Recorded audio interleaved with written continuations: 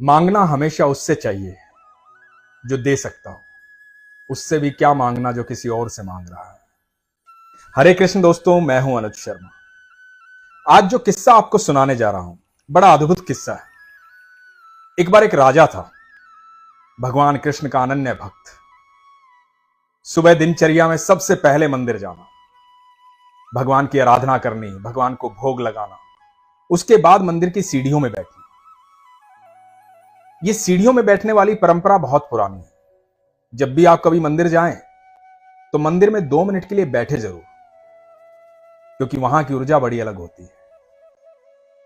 आपका शरीर जो है, जब वहां की ऊर्जा प्राप्त करता है तो आपका सारा व्यक्तित्व बदल जाता है।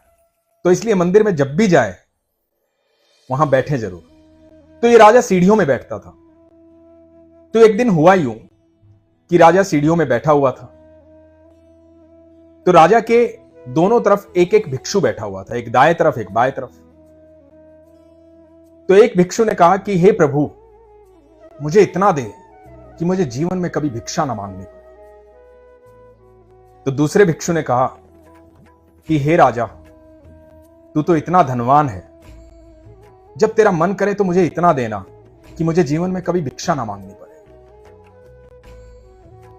राजा ने दोनों को सुना। राजा विचलित हो गया कि मैं क्या करूं, और राजा वहां से अपने राजमहल चला गया। अगले दिन फिर आया, अगले दिन फिर दोनों भिक्षु मिले, वही बात फिर से दोहराई गई। राजा वापस चला गया।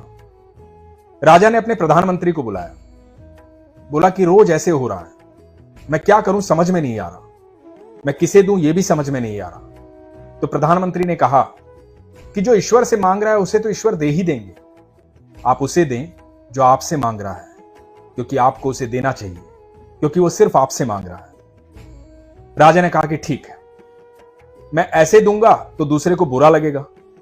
एक काम करो कि सुबह खीर तैयार करवा दो, मैं खीर के बर्तन में सोने की अशर्फियां डलवा दूंगा और वो उस भिक्षु को दे दूंगा जो मुझसे मांगता है। अब राजा अगले दिन सुबह गया खीर का बर्तन लेकर के। उसमें खीर है, खीर के अंदर सोने की अशर्फियां हैं।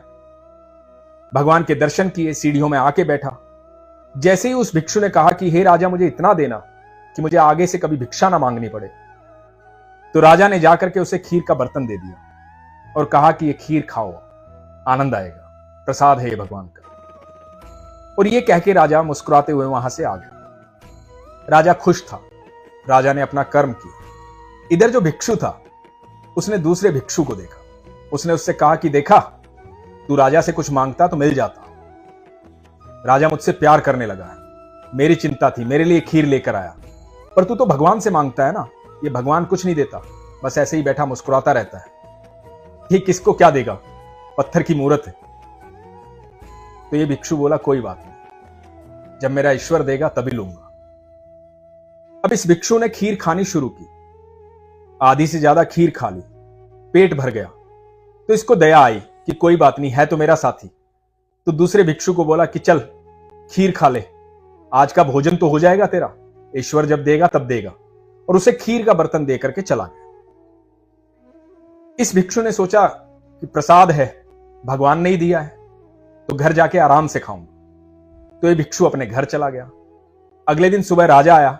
राजा को पूरा विश्वास था कि जो भिक्षु उससे मांगता है आज वो नहीं मिलेगा। लेकिन राजा हैरान रह गया, वो भिक्षु वहां बैठा हुआ था, बल्कि जो दूसरा भिक्षु था जो ईश्वर से मांगता था वो वहां नहीं बैठा था। तो राजा ने इस भिक्षु से कहा कि मैंने तुम्हें खीर दी थी, तुमने खाई नहीं? तो बोला मैंने खाई थी, मेरा पेट भर गया था। तो बोला फिर? तो बोला फिर कुछ नहीं, जो बची थी मैंने वो मेरे साथी को दे दी थी, पर आज वो आया ही नहीं। राजा मन ही मन मुस्कुराया। राजा ने भिक्षु से तो कुछ नहीं कहा, लेकिन ईश्वर से जाके माफी मांगी।